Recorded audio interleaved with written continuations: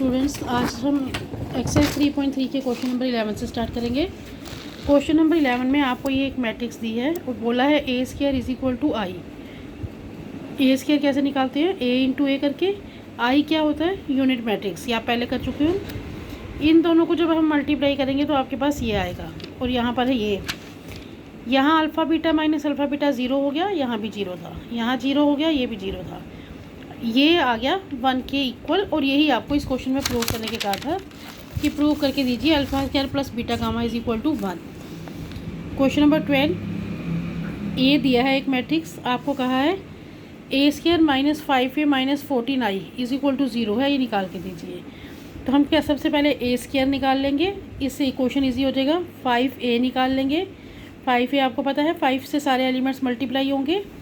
14i, आई यानी unit matrix, जिस order की मैट्रिक्स ऊपर दी है उसी आर्डर की यूनिट मैट्रिक्स ले लेनी है। 14 से 1 को मल्टीप्लाई कर देना है। इन सब के वैल्यूज़ को अब हम इसमें सब्स्टिट्यूट करेंगे। ए square minus 5a minus 14i में हमने सब्स्टिट्यूट कर दिया और जब हमने इसको सॉल्व किया 29 माइनस 15 माइनस 14 तो हमारे पास आंसर आया 0 0 0 0 इज इक्वल टू 0। यही आपको प्रूव करना था। ऐसे ही इसका सेकेंड पार्ट है। सेकेंड पार्ट में आपको क्या करना है, ए दिया है A square minus 5a plus 7i निकालना है। बट यहाँ तक तो क्वेश्चन सेम है पिछले क्वेश्चन की तरह, ये हमने निकाल लिया, ये भी 0 आया है। पर वो कह रहे हैं इसको यूज़ करके a4 निकालना है। आपने क्या निकालना है? a4। तो हम क्या करेंगे, ये 0 के इक्वल था, यहाँ से ए स्क्वायर निकाल लो। ए स्क्वायर क्या हो जाएगा, माइनस वाला उधर जाके प्लस, प्लस वाला उधर जाके माइनस। अब हम सबको ए से मल्टीप्लाई करेंगे तो ये एक क्यूब बन जाएगा। यहाँ a इंटू ए स्क्वायर हो जाएगा। आई इंटू ए हमेशा a होता है, ये याद रखना है आपने। किसी भी मैट्रिक्स को जब आप यूनिट मैट्रिक्स से मल्टीप्लाई करोगे तो आंसर वही मैट्रिक्स आएगी। अब ए स्क्वायर क्या था? ए स्क्वायर था 5a माइनस 7i, तो हमने लिख दिया 5a माइनस 7i। इसको सॉल्व किया, अभी ये निकला आपका a क्यूब, बट आपको निकालना है a4। a4 निकालेंगे a क्यूब इंटू ए करके, इंटू ए इधर करेंगे तो इससे भी करना पड़ेगा, इससे भी करना पड़ेगा। यहाँ एक बार फिर आपके पास ए स्क्वायर की वैल्यू आपको दोबारा भरनी है। ए स्क्वायर की वैल्यू भरने के पास आपके पास ये आ गया। अब आप यहाँ से निकालोगे a4, 55 इंटू ए जो गिवन था माइनस 126 इंटू आई। इसको सॉल्व किया तो ये आपका a4 हो गया। क्वेश्चन नंबर 13, ए दिया है और बोला है A square is equal to 8a plus K I है, तो के की वैल्यू बताइए। A square A into A is equal to 8 into A plus K into I. इसको सॉल्व करो, लेफ्ट हैंड साइड और राइट हैंड साइड को compare करेंगे हम। कंपेयर करने पर 8 प्लस के इक्वल टू 1 सॉल्व करो, के इज इक्वल टू -7। यहाँ से दूसरा भी है के प्लस 56 इज इक्वल टू 49, उसको सॉल्व करोगे तब भी के इज इक्वल टू -7। इसका सेकेंड पार्ट आप होमवर्क में करोगे। क्वेश्चन नंबर 14 है आपके पास, 14 भी सेम है, वो आप होमवर्क में छोड़ा है मैंने। क्वेश्चन नंबर 15, आपको एक मैट्रिक्स ए दी है और बोला है F X is equal to X square minus 2x minus 3। F A निकालना है आपने, तो हम x की जगह a पुट कर लेते हैं। Put x equal to a करेंगे तो एफ ए क्या हो जाएगा, ए स्क्वायर माइनस 2a माइनस 3। और जहाँ पर कुछ नहीं होता वहाँ हम i लगाते हैं। मैंने अभी आपको कहा कि किसी भी मैट्रिक्स को i से मल्टीप्लाई करने पर वही आंसर रहता है, तो 3 को i से मल्टीप्लाई करने पर 3 ही आंसर रहेगा। यहाँ कुछ नहीं है तो आपको मैट्रिक्स ज़रूर लगानी है, आप i लगाएंगे। अब यहाँ वैल्यू सब्स्टिट्यूट कीजिए, ए square A into A minus 2 into A minus 3 into I. इसको सॉल्व किया, ये आगे सारे 0 0 0 0, तो एफ ऑफ ए क्या हो गया, 0 हो गया। क्वेश्चन नंबर 16 सेम है। क्वेश्चन नंबर 17, ए दिया है, आई है आपको पता है, आपको बोला है A square is equal to X A plus Y A. A square यानी A into A is equal to X into A plus Y into I. इनको सॉल्व करो, सॉल्व करने के बाद कंपेयर करो। x क्या आ गया 4, यहाँ से लोगे तब भी x 4, 3 4 जा 12 कट जाएंगे। तो इनको कंपेयर करके x की वैल्यू सब्स्टिट्यूट करो 4 और y आपके पास आ गया -1। क्वेश्चन नंबर 18 थोड़ा सा अलग है, इसको ध्यान से देखो। आपको दिया है आर थीटा, ये एक मैट्रिक्स है।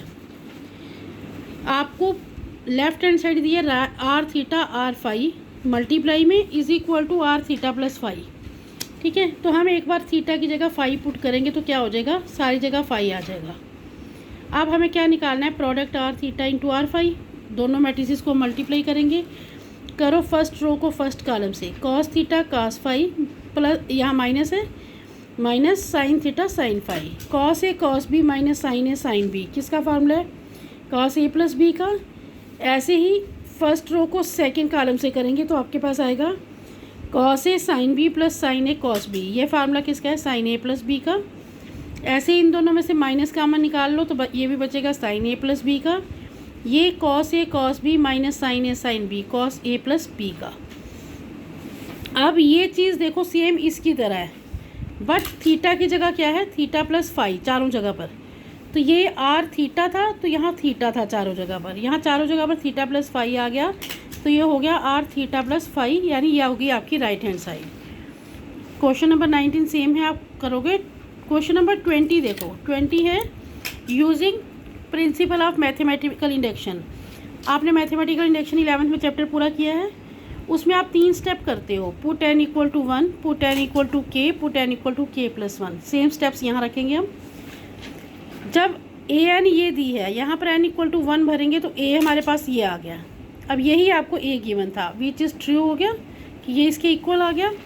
Put n equal to k लेकर आप क्या करते थे, a की पावर k को हम फर्स्ट रख के छोड़ देते थे, छोड़ दिया। यहाँ भी सेम स्टेप्स लेने हैं आपने 11th वाले। थर्ड स्टेप क्या होता था, put n equal to k plus 1। अब सब जगह n की जगह k plus 1 k plus 1 k plus 1 करेंगे, इसकी ब्रैकेट्स खोलेंगे तो आपके पास ये आ जाएगा। उसके बाद लेफ्ट हैंड साइड a की पावर k प्लस 1 को लो, इसको ब्रेक करो, a की power k multiply by a, यही होता है, बेसिस सेम पावर्स ऐड होती हैं। a की पावर k क्या था आपके पास, ये था, a क्या था, ये दिया था, ये मैट्रिक्स दी थी। इन दोनों को हम मल्टीप्लाई करेंगे तो आंसर ये आ जाएगा, which is equal to right hand side, therefore it is also true. ठीक है, ये भी हो गया। क्वेश्चन नंबर 21 जो है ये भी है आपके पास परम्यूट, इसी का प्रिंसिपल ऑफ मैथमेटिकल इंडक्शन का, ये सेम क्वेश्चन है, आप करोगे।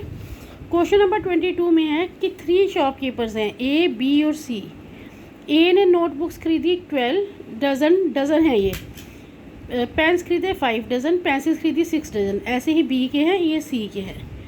अगर हम इसको मैट्रिक्स में लिखना चाहें तो यहाँ इस साइड मैट्रिक्स क्या है, शॉपकीपर ए बी सी, इधर क्या है, उसने कितना कितना खरीदा, 12 5 6, ये हो गए नोटबुक, ये हो गई पेन्स और ये हो गई पेंसिल्स, 10 6 7 11 13 8। अब वो कह रही है 1 नोटबुक की कास्ट है 0.40, 1 पेन की है 1.25, 1 पेंसिल की है 0.35 इंटू 12। यहाँ हमने क्यों लिखा, अभी मैंने आपको बताया था कि ये डज़न में है तो 12 से सारे मल्टीप्लाई होंगे। पहले दोनों मैट्रिसेस को हमने सॉल्व किया, ये आ गया, इंटू 12 कर दिया सबको तो ये आ गया। यानी शॉपकीपर ए ने कितने पैसे खर्च किए टोटल, वो ये है, बी ने ये, सी ने ये। सेम ऐसे ही क्वेश्चन नंबर 23 है जो आप अपने आप करोगे और इसी के साथ आपकी एक्सरसाइज कंप्लीट।